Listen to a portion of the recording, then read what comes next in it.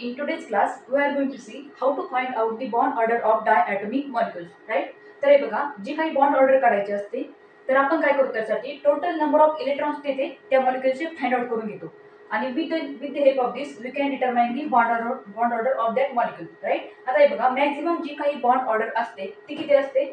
3 असते, right? 3 2 1, right? तर ती बॉन्ड ऑर्डर किती असते तर आपल्याला बघायचंय जेव्हा की टोटल नंबर ऑफ इलेक्ट्रॉन्स त्या मॉलिक्यूल मध्ये 14 असतील तेव्हा त्याची जी काही मॅक्सिमम बॉन्ड ऑर्डर किती असते? 3 असते.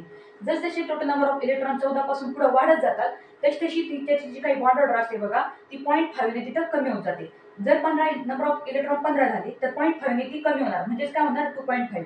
जर टोटल नंबर ऑफ इलेक्ट्रॉन तिथं 16 झाले तर ती जी काही पुन्हा बॉन्ड ऑर्डर आहे ती परत 0.5 ने तिथं कमी होत जाणार, राईट? आता हे बघा, जसं आपण वर जातो जसे 14 पासून 13 12 11 10 अशी टोटल नंबर ऑफ इलेक्ट्रॉन्स तिथं कमी होत जातात तशी ती पुन्हा काय होते बॉन्ड ऑर्डर जी काही आहे ती कमी होत जाते. त्याचे रिझन असे की जी काही मॅक्सिमम बॉन्ड ऑर्डर असते बघा त्या मॉलिक्यूलची ती असते 3, राईट? तर बघा आता आपण बघू ह्या जी काही डायटोमिक मॉलिक्यूल्स आहेत त्याची बॉन्ड ऑर्डर आपल्याला तिथं कशी काढायची. तर बघा O2. आता तुम्हाला इथं व्हॅलन्स इलेक्ट्रॉन पकडायचे नाहीत, ही गोष्ट मोस्ट इम्पॉर्टंट आहे. तुम्हाला जे काही आहे त्या मॉलिक्यूलची तिथं काय करायचंय? टोटल नंबर ऑफ इलेक्ट्रॉन्स तिथं पकडायचे, कन्सिडर करायचे. तर ऑक्सिजनचे तुम्हाला इथं काय करायचंय? टोटल नंबर ऑफ इलेक्ट्रॉन्स पकडायचे, व्हॅलन्स इलेक्ट्रॉन तिथं पकडायचे नाहीत. आता ऑक्सिजनचे टोटल नंबर ऑफ इलेक्ट्रॉन्स किती आहेत? 8 + 8. एका ऑक्सिजनचे 8 दुसऱ्या ऑक्सिजनचे 8 is equal to 16 electrons, right? Bond order किती होईल तिथं? 16 असल्यावर 2. Bond order is equal to 2, right? आता N2 nitrogen atom, right? Diatomic molecule आहे हा. तर nitrogen 7 + 7 is equal to total number of electron is equal to 14 electrons. So that's why the bond order will come 14 electrons 3. So the bond order of N2 molecule is 3. आता CO carbon monoxide.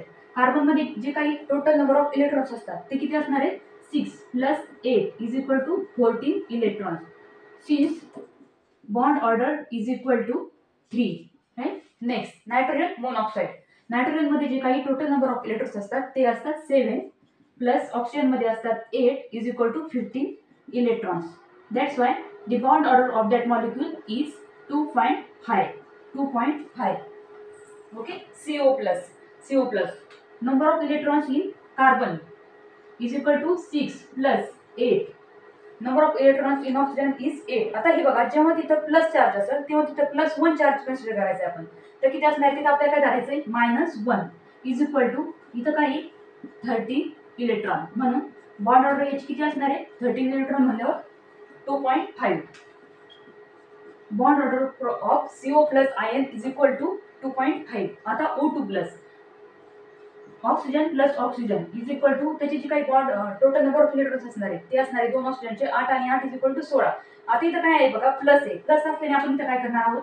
Minus करणार आहोत. Is equal to काय येणार इथं? 15 electron. म्हणून bond order काय तिथं 15 electrons असल्यावर तिथं 2.5. तर मला वाटतंय आजचा जो काही क्लास आहे तो तुम्हाला व्यवस्थित समजला असेल. भेटूया आपण उद्याच्या क्लासमध्ये. Bye bye.